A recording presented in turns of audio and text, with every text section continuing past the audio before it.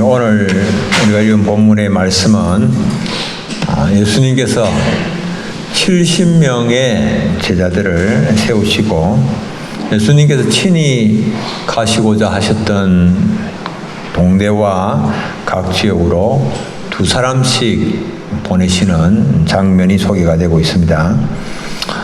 예수님 70인의 제자들을 예수님을 대신해서 보내셨습니다. 우리가 예수님을 대신해서 보내심을 받은 사람들을 정권대사다 이렇게 이제 표현을 해봅니다. 정권대사라고 하는 말은 한 나라를 대표를 해서 다른 나라에 주재하면서 외교교섭을 하고 그래서 자국민에 대한 보호 감독의 임무를 수행하는 최고 1급의 외교사들을 말합니다. 그래서 이 70인의 제자들은 세상에 보냄을 받아서 최고급의 외교사들의 역할들을 세상 속에서 감당을 하면서 세상에 평안을 선포를 하고 그리고 하나님의 나라가 가까웠다라고 하는 것을 선포를 하게 됩니다. 이 보냄을 받은 제자들은 하나님 나라를 대표하는 사람들입니다. 우리도 역시 이제 마찬가지입니다. 우리가 복음을 들고 나갈 때는 부족하고 연약하지만은 나는 하나님께서 보내신 정권 대사다라고 하는 이 사실을 분명하게 기억을 해야 됩니다. 하나님께서 보내신 정권 대사답게 세상 속으로 나가서 행동할 때에 그렇게 정권 대사답게 행동을 해야 됩니다. 하나님께서 보내신 자이기 때문에 하나님의 이름에 걸맞게 말을 하고 행동을 해야 됩니다. 하나님께서 보내신 자이기 때문에 세상 속에서 품위가 있고 품격이 있게 행동을 해야 됩니다. 일거수일투족 하나하나 다 조심스럽습니다. 그리고 어려움이 있고 환난이 있고 고통이 있다 할지라도 그때에도 연하게 대처하는 그런 모습이 하나님의 자녀답다. 세상 사람들이 볼 때에 그런 모습이어야 하고 그래서 우리가 정권대사로서 세상 속에서 자신의 모습을 통하여서 하나님의 영광을 드러내고 그리고 그리스도의 사랑과 복음의 향기가 드러나도록 해야 됩니다. 이 미국의 로스앤젤레스에 거주하는 스펜스 김이라고 하는 분, 벤처 사업가인데요. 이분이 자기가 벤처 기업을 운영을 하면서 하나님의 영광을 위하여서 기업을 운영을 했습니다. 1987년도에 이 로스앤젤레스에서 항공 관련 벤처 기업을 세웠습니다. 그 기업 이름을 CBOL, 코볼 코퍼레이션이라고 해서 이름을 짓고는 당시에 2000년 당시에 1억 달러 이상의 매출을 올린 그런 회사로 키웠습니다.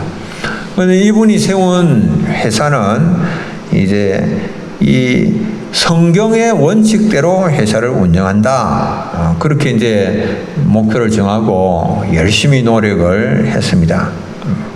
자신이 세운 회사의 이름 자체에서 이 회사의 주인은 예수 그리스도이시다라고 하는 것을 그 회사 이름에 이미 담고 있었습니다. CBOL, CBOL은 Chief of Board Our Lord. 우리 주께서 이 회사의 이사장이다. 그렇게 이제 회사 이름에서 그렇게 이제 정해놓고는 예수 그리스도께서 주인 되시는 회사를 이루기 위하여서 그렇게 예를 썼습니다. 그래서 철저하게 주님을 주인으로 모시고 그래서 그 회사의 모든 주식들을 회사 직원들에게 골고루 다 나누어 주고 주님의 말씀에 따라서 회사를 경영하기 위해서 예를 썼습니다. 한 번은 문을 닫기 직전인 식품회사를 인수를 했는데요. 이 식품회사를 인수하여서 그 기업을 살리기 위해서 최선을 다했는데 이제 회사 문을 닫게 되면 그 회사의 직원이 200명인데 직원 200명이 한순간에 일자리를 다 잃어버릴 수밖에 없고, 그래서 이 스펜서 김 사장 자신이 최일선에 나서서 회사 구석구석까지 이런 아침부터 밤늦게까지 청소하고 재고 정리하고 뭐 쓸고 닦고 땀 흘려서 그렇게 일을 했는데요. 이게 주님의 회사라고 생각하고 최선을 다해서 이 회사를 일으키기 위해서 애를 쓰고 노력을 했는데 3개월 정도 그렇게 밤낮으로 회사를 살리기 위해서 노력을 하니까 적자투성이던 회사가 3개월 만에 흑자 회사로 바뀌었다라고 하는 그런 이야기를 합니다. 이분이 이렇게 온 우리 지구상에 흩어져 있는 한국 출신 기업가들을 초청할 때 이제 이분이 끼이고 그렇게 하거든요. 아주 유명한 그런 분인데요. 우리가 마찬가지입니다. 세상 속에서 주님께서 보내신 내가 정권대사다라고 하는 것을 기억을 하고 살아갈 때에 세상에서 소금과 빛의 역할을 감당을 할 수가 있게 되는 겁니다. 내가 주님께서 보내신 그런 정권대사다라고 하는 것을 생각을 하면서 전도의 최우선 순위를 두고 하나님 나라가 가까이 왔다라고 하는 것을 임하는 것을 선포하는 것을 최우선 순위에 두고 행할 때에 전도의 열매가 맺히게 되는 것이죠. 그래서 우리는 주님께서 보내신 세상 속으로 보내신 정권 대사이기 때문에 정권 대사로서의 임무가 뭔가, 우리의 임무가 무엇인가라고 하는 것을 생각을 해봐야 됩니다. 정권 대사로서 우리가 자신의 임무가 무엇인가? 그것은 하나님 나라가 가까이 왔다라고 하는 것을 선포하는 겁니다. 하나님 나라가 왔다. 하나님 나라가 임했다. 이 하나님의 나라는 하나님의 왕권, 하나님의 통치권, 하나님의 통치가 임하였다라고 하는 것을 선포를 하는 겁니다. 이 땅의 모든 주권이 하나님의 장중에 있다라고 하는 것을 선포를 해야 됩니다. 모든 것은 다 하나님의 영광을 위하여서 창조된 것을 선포하는 겁니다. 골로새서 1장 16절을 이런 말씀이 나옵니다. 만물이 그에게서 창조되되 하늘과 땅에서 보이는 것들과 보이지 않는 것들과 혹은 왕권들이나 주권들이나 통치자이나 권세들이나 만물이 다 그로 말미암고 그를 위하여 창조되었고 만물이 그를 위하여서 창조되었다. 이거 이제 선포를 하는 겁니다. 여러분들 개인의 생사복이 하나님의 장중에 있죠. 역사의 흥망성쇠가 주님의 장중에 있죠. 이걸 이제 선포를 하면서 비록 어떤 사람들이 어려움과 고통과 환난 가운데 처하여 있다 할지라도 병들고 연약한 가운데 처하여 있다고 할지라도 그 치료가 주님의 장중에 있고 그 모든 묶인 것들이 모든 결박이 풀어지고 끊어지는 것도 주님의 장중에 있다라고 하는 것, 이거 복음 전하는 자는 세상 속에서 이것 이제 선포하는 것이죠. 그리고 막 나라가 힘들고 어려운 그런 가운데 있다 할지라도 복음을 전하는 자들은 나라의 흥망성쇠가 궁극적으로 하나님의 장중에 있기 때문에 하나님 앞에 엎드려서 나라를 위하여 민족을 위하여 기도하는 자인 겁니다. 그래서 정권대사는 하나님 나라의 일꾼으로서 최우선으로 하나님 나라 일꾼이기 때문에 하나님의 영광을 드러내는 그 일에 최우선 목표를 두어야 되는 거죠. 우찌무라 간조라고 하는 분이 자신이 하나님의 영광을 위하여 자신이 창조되었고 부름을 받았다라고 하는 이 사실을 그가 깨달았습니다. 그리고는 평생 복음을 위하여서 하나님 나라를 위하여서 그 영광을 위하여서 살았고 자신의 묘비에다가는 이렇게 새겼습니다. 나는 조국을 위하여서, 조국은 세계를 위하여, 세계는 그리스도를 위하여, 만물은 하나님을 위하여, 이렇게 기록을 했습니다. 그렇게 써두고 그렇게 한평생을 살았는데 그렇게 산 사람, 하나님의 영광을 위하여서 산 우찌무라 간조의 그 모습에서 그가 말씀에 대한 태도가 어떤가라고 하는 것을 볼 수가 있습니다. 하나님의 영광을 위하여 사는 사람은 말씀에 대한 태도가 남다릅니다. 하나님의 말씀이 들려질 때에 그 말씀에 반응하는 것이 남다릅니다. 하나님의 영광을 위하여 사는 사람은 하나님의 말씀을 귀담아 듣고 마음에 새기고 그 말씀을 붙잡고 살려고 하는 거죠. 어떤 대학생이 간조를 우찌무라를 찾아와서 질문을 했습니다. 우찌무라 선생님, 저는 성경에 나오는 기적들을 믿을 수가 없습니다. 어떻게 사람이 물리를 걸을 수가 있습니까? 어떻게 사람이 죽었다가 다시 살 수 있습니까? 부활할 수 있습니까? 제 이성으로서는 도무지 믿지를 못하겠습니다. 황당하게 들립니다. 그런데 이제 저는 성경을 배우고 싶습니다. 그런 이야기들은 빼놓고 성경을 기적을 빼놓고 성경 공부를 하면 어떻겠습니까? 좀 수양하는데 좀 도움이 될 만한 그런 내용으로 성경 공부를 하면 어떻겠습니까? 그러니까 우찌무라가 이렇게 대답을 합니다. 성경에서 사람의 이성으로 받아들이기 어려운 기적들을 다 제하고 성경 공부를 한다면 성경에는 꼭 두 가지가 남는다네. 그것은 바로 성경의 앞과 뒷면 표지뿐이라네. 성경이 모두 다 이렇게 기적이죠. 그래서 하나님의 영광을 구하는 교회는 하나님의 말씀에 더하거나 빼지 아니하고 그대로 믿는 거예요. 말씀을 이래서 또 빼고 또 말씀에 대하여서 또 더하거나 그렇게 하지 않고 말씀을 그대로 받는 사람이죠.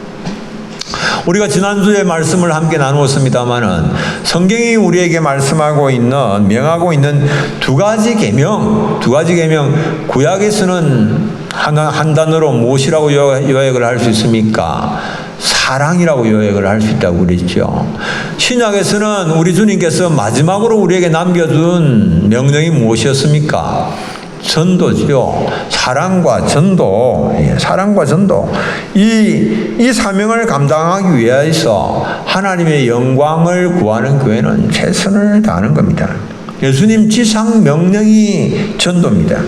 전도하지 않는 교회는 그렇기 때문에 이 성경의 맨 끝장만 붙잡고 그렇게 있는 것과 별 다를 바가 없어요. 전도하지 않는 교회는 껍데기만 있는 그런 교회이고 그 모습만 그냥 살아있는 것처럼 보이지만 속은 주님과 교통하지 아니하고 있고 속은 하나님의 능력을 믿지 아니하는 그런 교회죠.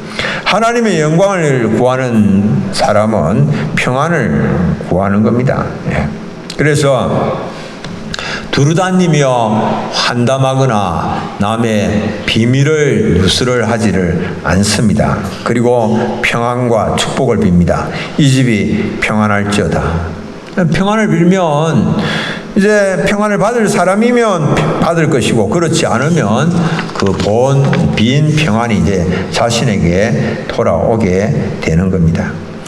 이 하나님의 영광을 구하는 사람들은 다른 사람의 비밀을 막 여기저기로 물어다 나르고 비밀을 누설하고 그렇게 하지 않습니다. 비밀은 이렇게 숨겨주고 감추어주고 연약한 부분들은 숨겨주고 감추어주는 것입니다.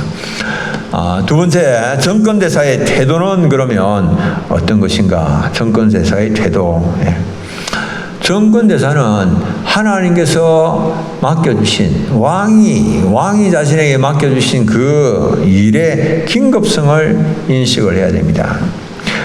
왕의 정권 대사는 어떻습니까? 왕이 맡겨둔 그 일을 최우선적으로 행하는 사람이죠. 하나님께서 우리를 정권 대사로 세우시고, 그리고 하나님 나라를 전하는 일이 너무나도 중요한 일인데 그걸 이제 우리에게 세상에서 행하도록 맡기셨고, 그리고 그것은 아주 긴급한 일이다, 이렇게 말씀을 하십니다. 그래서 주님은 그 긴급한 일을 할 때에 이 사람 저 사람 다 인사하고 이 사람 저 사람 다 살피고 그렇게 할 수가 없으니까 아무에게도 무난하지 말며 하나님 나라가 그냥 임한 것을 전하라, 이렇게 말씀을 하는 겁니다. 너무 시급하기 때문에, 왕이 맡기신 임무가 너무 긴급하기 때문에 길에서 무난하느라고 시간을 소비할 만한 여유가 없다라고 하는 겁니다. 우리가 주님께서 우리에게 맡기신 일의 긴급성을 인식을 해야 됩니다. 한가하지 않습니다. 긴급 상황입니다. 우리의 남은 인생의 날이 얼마나 되는지 우리가 알 수가 없습니다. 모든 것을 다 미루고 뒤로 미루고 이 일에 최우선 순위를 두고 행해야 되는 일이죠. 여러분들, 나는 여기저기 인사하러 다니느라고, 인사 차리느라고 복음을 전할 시간이 없다. 여러분들, 하나님께서 우리에게 긴급하게 아무에게도 무난도 하지도 말고 하나님 나라가 가까이 왔다라고 그렇게 선포하라고 말씀하시는데 우리는 여기저기 인사 차리는데 정신이 없어요. 그래가지고는 하나님께서 우리에게 명하시지만은 지금 내가 시간이 없습니다. 복음을 전하기는 전해야 되겠는데 시간이 없습니다. 여러분들, 우리가 무엇을 위해서 보냄을 받은 정권 대사들입니까? 복음을 위하여서, 하나님 나라를 위하여서 부름을 받았음에도 불구하고, 하나님 나라 위하여서 우리가 보냄을 받았음에도 불구하고 그것을 선포해야 되는데 엉뚱한 일에 바쁘게 그렇게 우리가 시간을 허비하고 있지는 않는지 돌아보아야만 하는 겁니다. 어떤 사람이 예수님께서 나를 따르라 그렇게 예수님 말씀을 하실 때에 예수님께 요청을 했습니다. 나로 먼저 가서 내 아버지를 장사하게 하소서. 먼저 그거 아버지가 지금 돌아가셨는데 장사부터 지내야 되겠습니다. 주님께서 허락을 하셨을까요? 하지 않으셨을까요? 주님께서 허락하시지 않으셨습니다.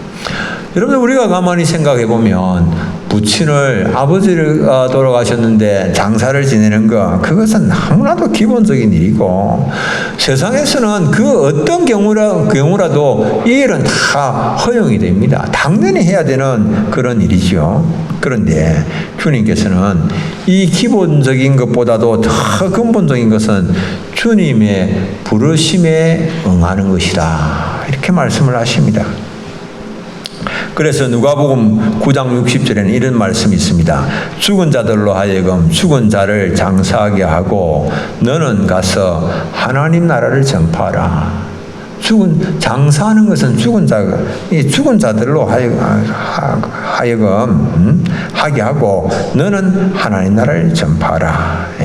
육적인 일보다도 영적인 일에 우리가 더 관심을 기울여야 된다, 주님께서 말씀을 하시는 거죠. 여러분들, 우리가 이 세상에서 이 장사 지내는 것보다도 더 긴급한 일은 없다라고 생각하고 있는데 그것마저도 복음을 전하는 일들의 핑계로 제시를 할 수가 없다라고 하는 겁니다. 그러니까 이건 뭐 세상에 그 어떤 우리가 내가 복음을 전해야 되는데 너무 바빠서 너무 시간이 없어서 못했습니다. 그러니까 다른 어떤 것을 그 이유로 핑계로 갖다 댄다 하더라도 주님은 그거 이해하실 수가 없는 거예요. 가장 긴급한 것은 우리가 장사하는 것은 죽은 자들로 하여금, 세상 사람들로 하여금 그 일을 하게 하고 너희들은 영적인 이 일에 가장 우선순위를 두고 행하라, 이렇게 주님께서 말씀을 하시는 것입니다. 얼마나 긴급한가. 그래서 우리는 주님 앞에 시간이 없고 너무 바쁘고 그건 다 핑계와 변명에 지나지 않는다라고 하는 겁니다. 우리가 긴급성을 인식을 해야 되고 우선순위를 확정을 해야 되고 이 주님의 부르심에 순종하여서 가장 우선적으로 이 일들을 감당을 해야 됩니다. 여러분들 한 목사님의 아들이 있었는데요. 이 목사님과 더불어서 매일 복음을 전했는데 그날은 너무너무 비가 많이 오고 너무 바람이 많이 불고 그래서 목사님은 그날은 내가 오늘은 뭐 비가 많이 오고 하니까 좀 쉬자 그러니까 아이가 내가 그렇게 약속한 일이니까 나는 오늘도 나가서 복음을 전하겠습니다.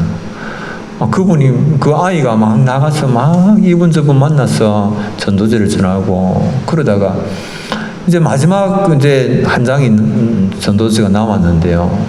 그것마저 이제 전해야 되겠는데 자꾸 저 집에 가서 문을 두드려서 그 전도제를 전하고 그 복음을 전하도록 성령께서 감동을 주셔서 그 집에 가서 이제 막 문을 두드리는데 문이 안 열리는 거예요.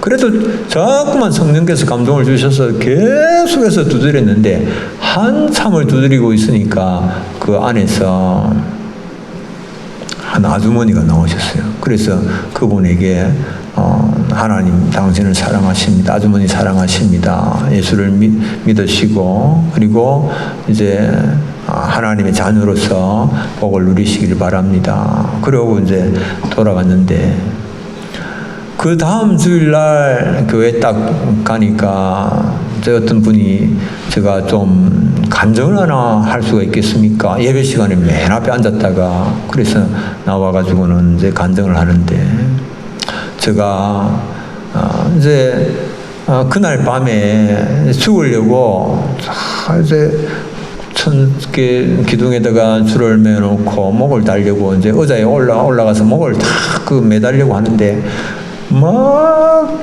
문을 두드리고 그리고 하나님께서 보내주신 이 천사가 와서 자기에게 나가서 보니까 하나님께서 보내신 그런 천사가 있었고 자기에게 복음을 전했는데 그런데 오늘 그 사람이 바로 이 앞에 앉아 있는 이 아이입니다. 라고 그렇게 이제 이야기를 했다라고 하는 예화가 있습니다.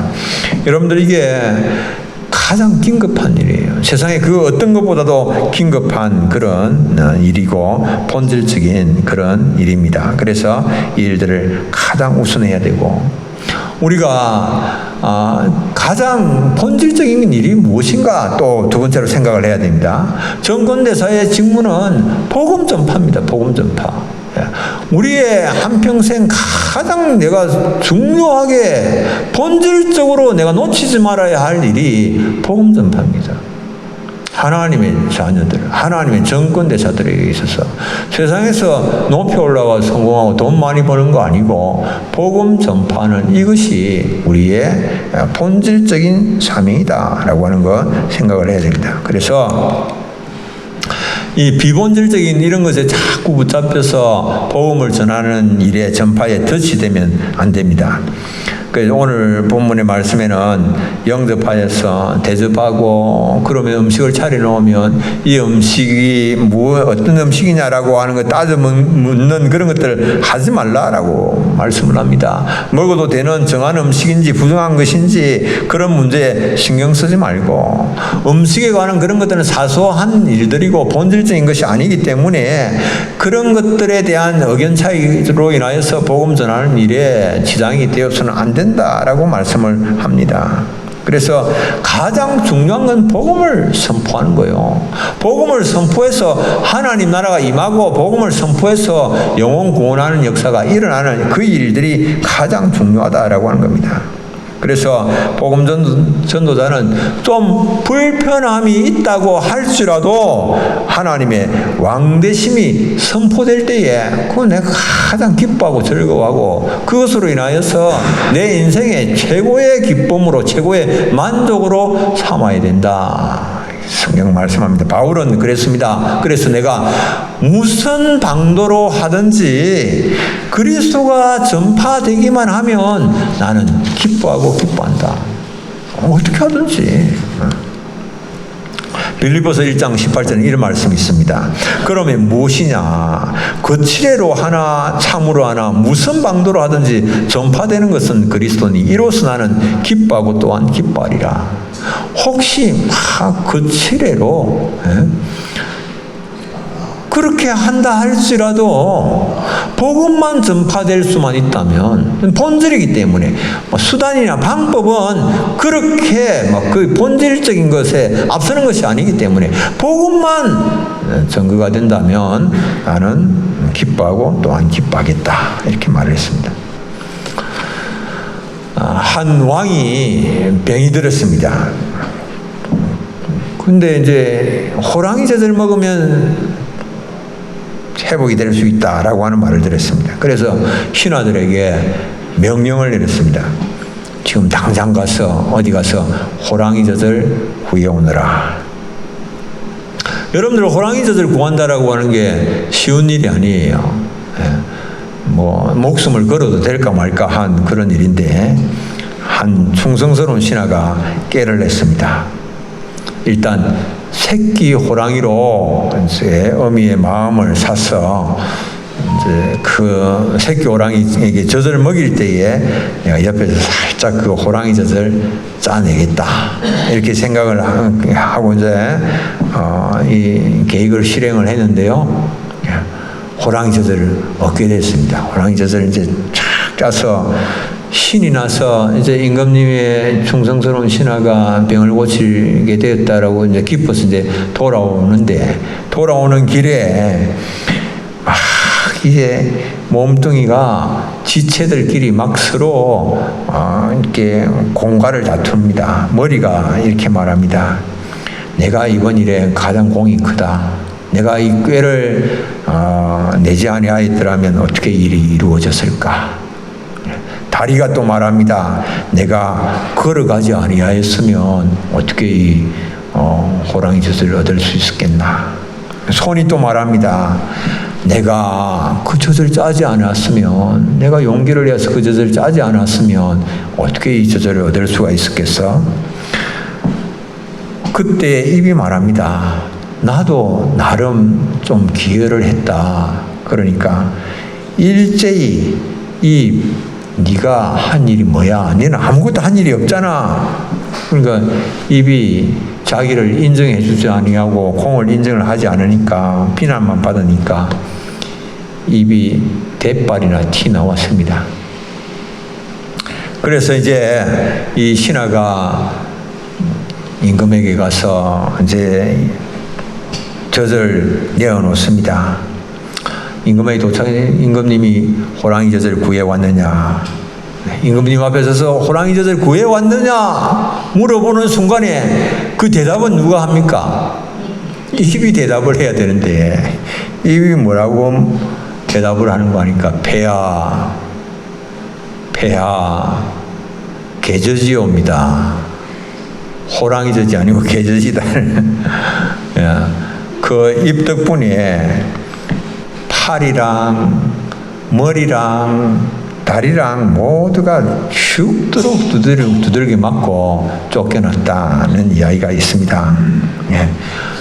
도움은 안 돼도 이를 그르칠 힘은 저마다 있습니다. 이를 그르치는 것은 아주 쉬워요. 도움은 그렇게 되지 않을지는 모르지만 손발이 아무리 수고를 하고 머리를 이렇게 지혜를 짜낸다고 할지라도 그 입이 폐하 개저지옵니다. 그 한마디 해버리면 그냥 끝이 나버리는 그런 일이에요. 우리가 본질은 뭡니까? 본질은 복음 전파입니다. 본질은 누가 얼만큼 공이 있느냐라고 하는 거 아닙니다. 우리 모두가 같이 마음을 합하고 지혜를 짜내고 힘을 합하고 그래서 한 영혼 구원하고 건지는 이 일, 이게 이제 가장 중요한 일이죠.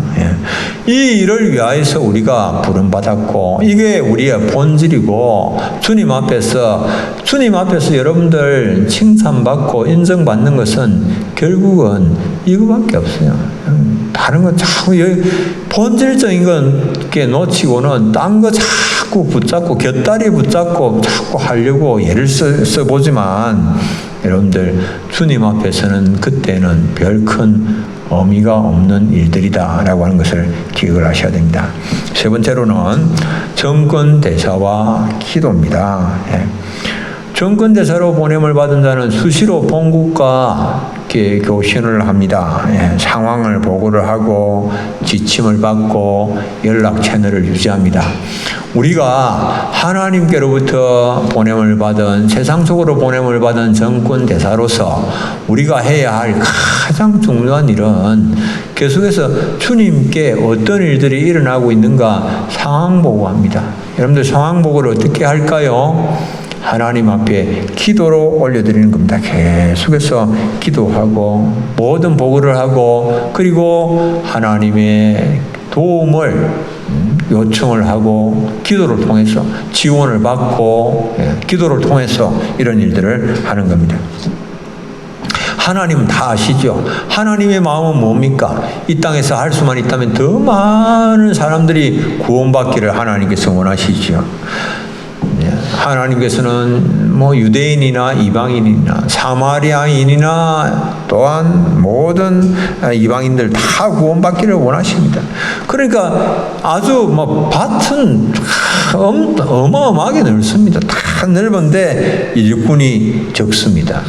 그러니까 주님께서 참 이렇게 추수할 것은 많은데 일꾼이 적으니까 일꾼들을 보내어달라고 주인에게 요청을 하라 이렇게 말씀합니다. 주님께서는 주인을 이제 일꾼들을 보내실 겁니다. 참 일꾼이 필요하다. 일꾼을 보내실 것이지만은 그러나 주님 뭐라고 말씀하십니까? 우리에게 일꾼을 보내어달라고 요청하라. 기도하라 이렇게 말씀을 하시고 계신다라고 하는 겁니다. 여러분들 이게 바로 기도의 원리입니다. 이게 기도의 원리입니다. 이 기도의 원리를 딱 붙잡아야 됩니다.